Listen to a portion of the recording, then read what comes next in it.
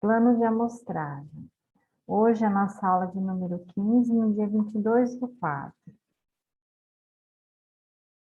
População ou universo? É o grupo total de pessoas da qual necessitamos obter informações. De quem são necessárias informações para atingir os objetivos da pesquisa? Não há uma regra específica a ser seguida na definição de população de interesse. O pesquisador precisa de lógica e julgamento. A definição da população está baseada em características de clientes atuais ou clientes-alvo. Então, não há uma regra, por exemplo, na hora que vai se fazer a pesquisa, que eu tenho que seguir determinados clientes. Não, vai depender do quê? Do interesse da pesquisa, tá? Do que eu quero pesquisar, aí eu vou ver qual população, né, que eu desejo levar a pesquisa até essas pessoas. Por exemplo, se é uma pesquisa que eu vou pesquisar, por exemplo, vou pesquisar vocês, vou levar uma pesquisa até vocês, eu defini, minha população são os alunos que fazem a disciplina de pesquisa e análise de mercado.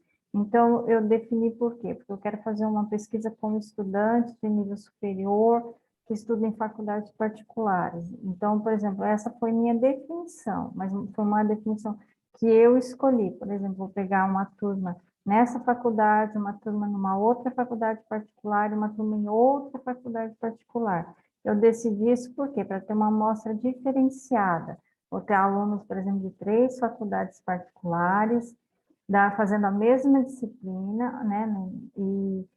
E são esses que eu vou direcionar.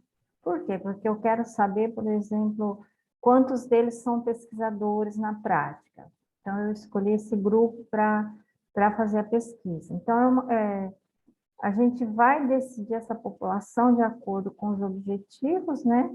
Mas não há realmente, digamos assim, um modelo a seguir, uma regra a seguir.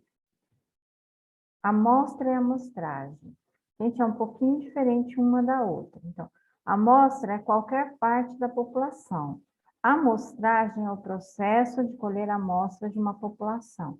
Então, o que nós vamos fazer quando a gente vai a campo com a pesquisa? A gente vai fazer o quê? Colher, fazer uma amostragem. A gente vai buscar uma amostra, né, de uma população. Então, a amostragem é o processo de colher amostras, é diferente de amostra. A amostra já é a populaçãozinha que eu peguei ali, o resultado já separada, tá? Tentem frisar bem essa definição, tá? Amostragem, ação, processo ou técnica de escolha de amostra, adequada para análise de um todo. Então, amostragem estatística, ato, processo ou técnica de escolha e seleção de membros de uma população ou de um universo estatísticos que possam constituir uma amostra. Então, a minha amostragem estatística é aquela que eu vou definir. Eu quero, por exemplo, 50% dos alunos da disciplina de pesquisa, né, para responder uma questão. Então, eu defini, né, quem são os alunos que eu quero recolher a amostragem. Então, estatisticamente, são 50% da turma. Censo. Censo é mais fácil. Eu acho que vocês ouvem falar de censo desde a infância, porque quando falo em censo, a ideia da gente já se remete ao IBGE, né, que faz o censo, que faz o levantamento, que passa nas casas da gente, realmente é isso. Refere-se às situações em que os dados são obtidos de praticamente toda a população de interesse. Então, o censo ele vai fazer o quê? Ele vai passar, por exemplo, em todas as casas que ele tem interesse de levantar os dados, uma população inteira. Então, os censos não são empregados com frequência na pesquisa de marketing. Por quê? Porque ele precisa atingir uma população. Geralmente, as pesquisas de marketing, elas têm um universo muito grande. Se é um produto, talvez ele atinja o Brasil inteiro. Então, eu não tenho como fazer essa pesquisa no Brasil inteiro. Eu vou ter que separar o quê? Um público, né, específico para fazer minha amostragem. Realizam-se censos em vez de pesquisa por amostragem quando a população for pequena os dados a respeito da população forem facilmente obtíveis, se os requisitos do problema em estudo impõem a obtenção de dados específicos de cada elemento da população ou por imposição legal. Então, são essas as características que levam a exercer o censo. Por exemplo, eu quero fazer uma pesquisa sobre um determinado medicamento com um grupo, como que eu vou dizer? Eu tenho que levantar um grupo todo, uma cidade toda, né, por exemplo. Tenho que estudar aquela cidade, então eu vou ter que passar de casa em casa, aquele ali, eu tenho que atingir aquela população toda. Por quê? Eu preciso ouvir os dados específicos daquela população, então vai ser um dado ali. É uma população grande, né? Quer dizer, é uma amostragem grande que tem que ser feita todos, não posso deixar ninguém fora, então vai ser optado pelo censo. As vantagens da opção pela amostragem vão desde seu custo inferior, logística mais simplificada, tempo menor de realização, até apresentar-se como mais apropriado para pesquisas que podem sofrer destruição ou contaminação, por exemplo, um teste de alimentos. Então, as vantagens da amostragem, por exemplo, eu quero fazer uma pesquisa no ITOP, no curso de marketing. Eu não preciso pegar a população inteira de alunos, eu posso fazer uma amostragem, eu posso definir, eu quero 5 alunos de cada turma, eu quero 10% de cada turma, né, para pesquisar. No caso de alimentos, é a mesma coisa. Imagina fazer uma exposição, uma apresentação, né? Eu vou levar um alimento de um lugar para o outro, pode sofrer contaminação, pode ser destruído, né? Então, fazer essa amostragem, colher com uma percentagem de pessoas se torna mais fácil. Uma boa amostra deve-se possibilitar inferir o mais precisamente possível as características da população. Para isso, ela deve atender aos quesitos de precisão, exatidão da medida, eficiência, né, mais precisão, menor custo, e correção, ausência de vieses. O que quer dizer isso? Que para mim ter uma boa amostra, eu tenho que ter uma medida boa, né, da população que eu vou estudar, tem que ser o quê? Tem que me apresentar um menor custo, tem que ser bem precisa essa população e não pode ter vieses. O que que é vieses? Não pode se distorcer essa pesquisa, tem que se manter íntegra, como se planejou. Passos no desenvolvimento de um plano de amostragem, definir a população, identificar a lista de elementos amostrais, decidir o tamanho da amostra, selecionar o método de amostragem, definir procedimentos operacionais. Então, são 5 passos assim, mais importantes para determinar. Primeiro, determinar a amostra, né? Definir a população, quem que eu vou pesquisar. Identificar a lista de elementos amostrais. Quais são os elementos que eu vou dentro ali dessa amostra que eu vou buscar. Decidir o tamanho da amostra, quantos por cento eu vou entrevistar. Selecionar o método de amostragem e definir os procedimentos operacionais. Então, o primeiro passo, definir a população de interesse.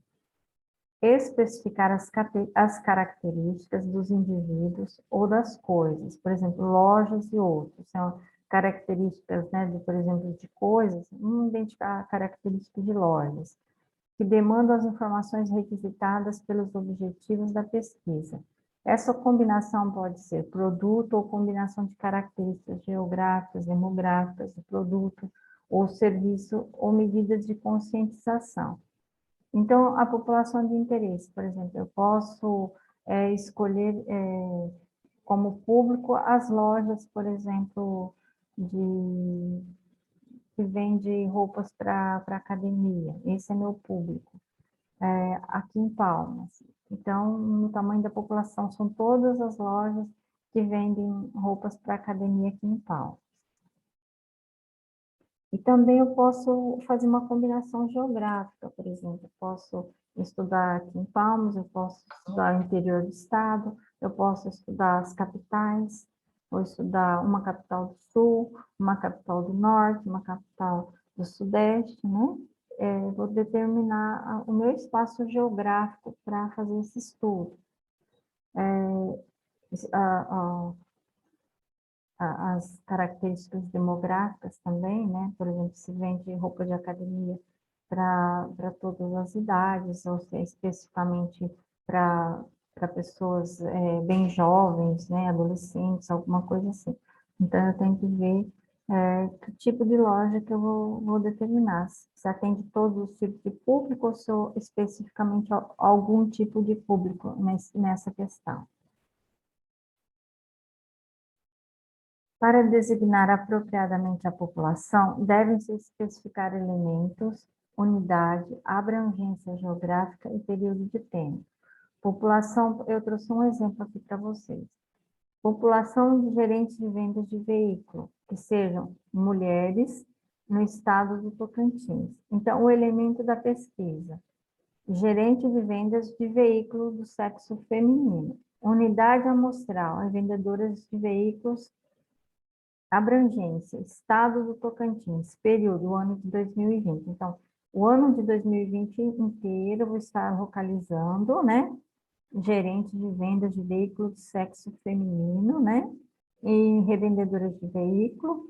Qual o meu local? A unidade geográfica, Estado do Tocantins, e o meu tempo, o ano de 2020. Gente, eu acho que talvez a gente nem encontre, né? Uma mulher exercendo esse cargo. Infelizmente, né? Talvez tenham algumas que estejam quase chegando lá, mas eu acho que gerente de vendas de veículo do sexo feminino, eu acho que aqui na capital não tem, eu não tenho certeza não, mas eu acredito que não tenha. Então, digamos assim, que esse meu público, né, para pesquisar no estado, como que eu vou fazer? Eu vou localizar as cidades que têm agência, né, e fazer minha pesquisa justamente nessas agências onde as mulheres exercem o papel de gerente de vendas. Então, eu já delimitei o quê? A minha população. Eu sei quem eu quero entrevistar. Delimitei também o quê? Meu espaço geográfico, o estado do Tocantins e o tempo, e a minha unidade amostral. Eu já sei quem são revendedoras, são mulheres. O exemplo 2, né? Por exemplo, a Coca-Cola.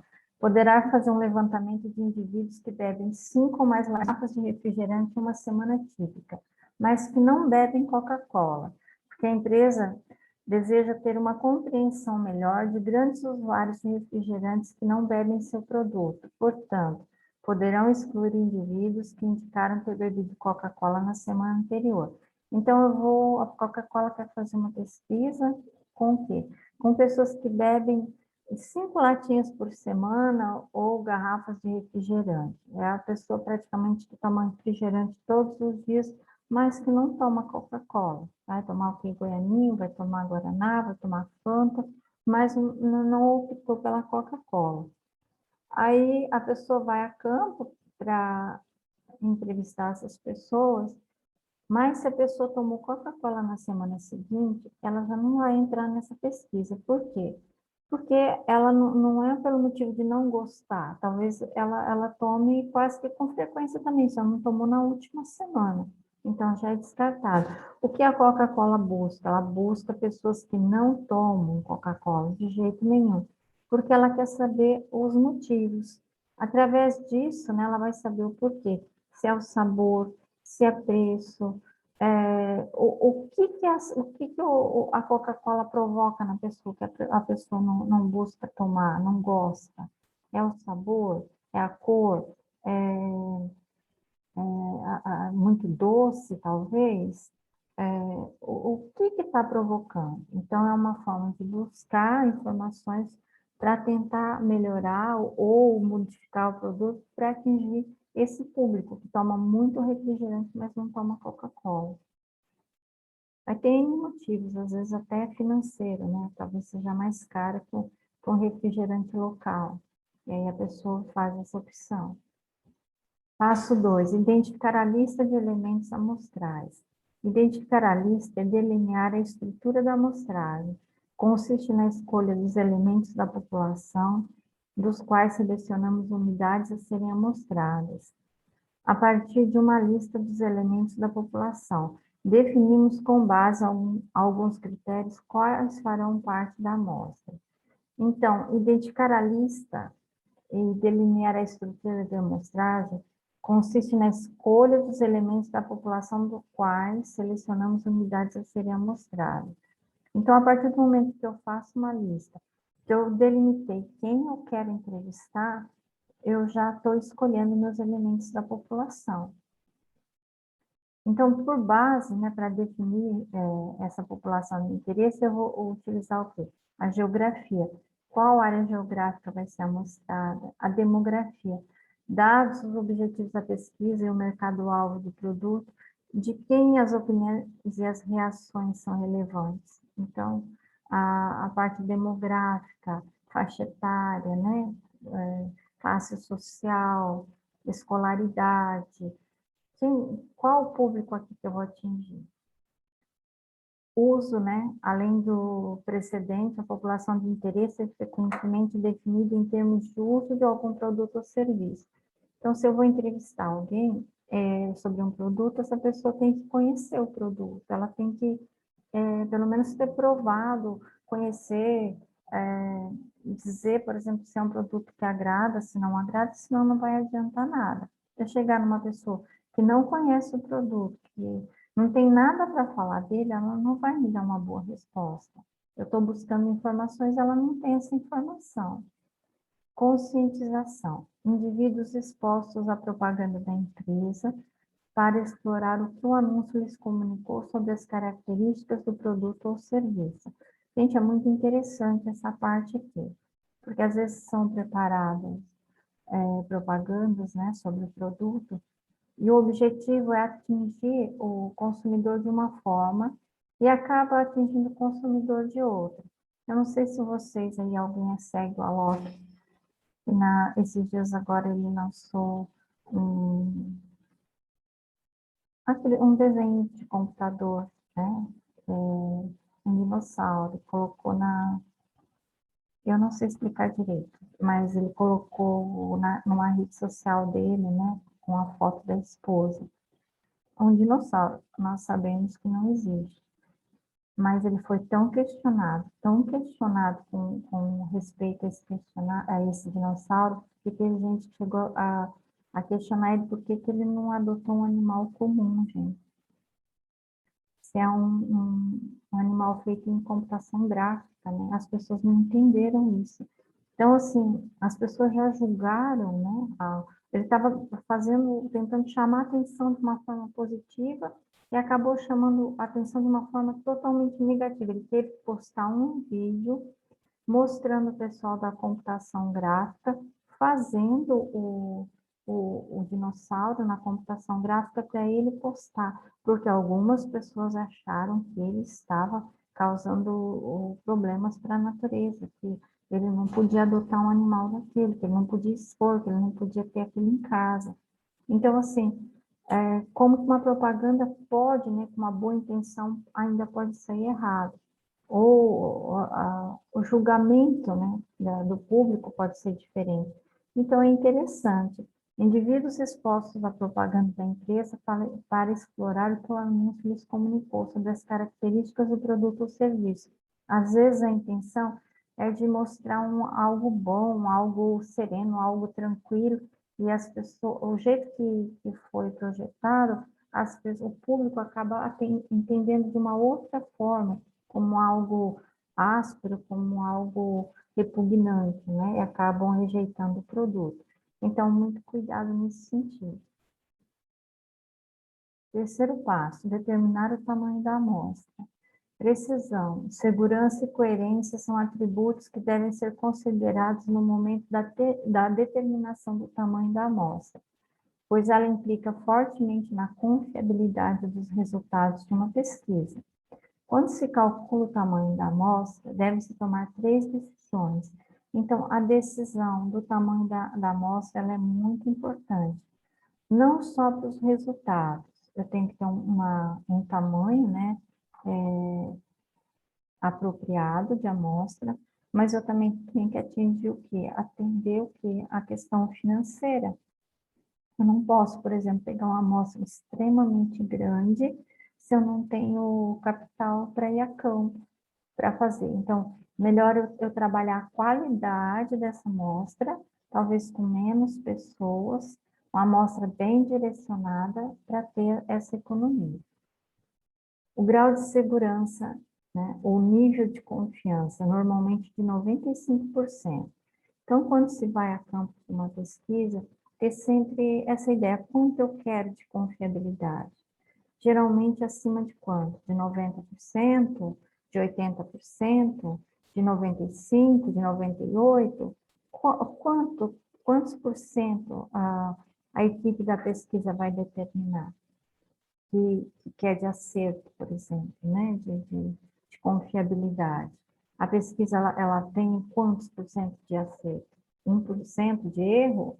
1,5%? 2%? Geralmente a gente vê bastante esse nível de erro nas pesquisas de político, né? Que eles já falam, 1% a mais, ou 2,5% a menos, 2% a mais, que é um nível de erro. Então, é um nível de confiança, né? Nem sempre sai como se espera esse nível de confiança, mas tem que se buscar essa perfeição. A qualidade de erros a serem empregados precisam ser estabelecidos pelo pesquisador, e não só baseados em critérios estatísticos, mas também com aspectos financeiros e gerenciais. Então, se eu sou pesquisador, eu já tenho uma ideia, por exemplo, de quantas pessoas eu preciso para ter uma amostra bem confiável. Quanto financeiramente eu tenho também para buscar essa amostra? Eu tenho uma condição financeira boa, por exemplo, para entrevistar um número maior de pessoas, de regiões, de como que vai ser? Qual o nível de precisão? A quantidade de erro aceitável? Quantos por cento de erro aceitável na minha pesquisa? 95, 96, 97, 99% igual ao DNA, né? Que geralmente quando é filho tem aí um percentual de 99% de precisão, né? A pesquisa, o exame que é feito. Entre 97 e 99, alguns casos dá 99, alguma coisa ainda para comprovar que a pessoa é realmente pai, né, da criança. Então, o nível de precisão, por exemplo, dessa pesquisa, né, do exame, a variabilidade, homogeneidade da população é mensurada pelo desvio padrão. Mas como estimar o desvio padrão da população antes de selecionar uma amostra? Então, esse desvio padrão vocês veem em estatística, né? Como calcular o desvio padrão de uma população. Mas como se obter ele antes de ir para campo, por exemplo? Eu quero um desvio padrão de quantos para me colocar na minha amostra? Primeiro, use o resultado de uma pesquisa anterior parecida, por exemplo, o ano anterior teve uma pesquisa sobre o mesmo assunto. Então, use o resultado anterior, vê quantos por cento foi conseguido de quantidade aceitável no ano anterior, né? Conduza uma pesquisa piloto. Se você não tem uma pesquisa de ano anterior, faz uma pesquisa piloto, determina um público pequeno, um bairro, sendo uma cidade só, a pesquisa inteira, um bairro ou dois, e conduz ali uma pesquisa, e através dos resultados que você tem ali, você já calcula um desvio padrão para a pesquisa inteira. Use dados secundários, busque informações que você já tem de informações, o que você conseguiu, talvez, na própria internet, que já vai te dar um desvio padrão com segurança. E use seu julgamento. Se você já é acostumado, já é um profissional da área de pesquisa, você já tem seu próprio julgamento, você já vai saber como agir. De posse dessas informações, o tamanho da amostra pode ser calculado. Quarto passo, selecionar um método de amostragem.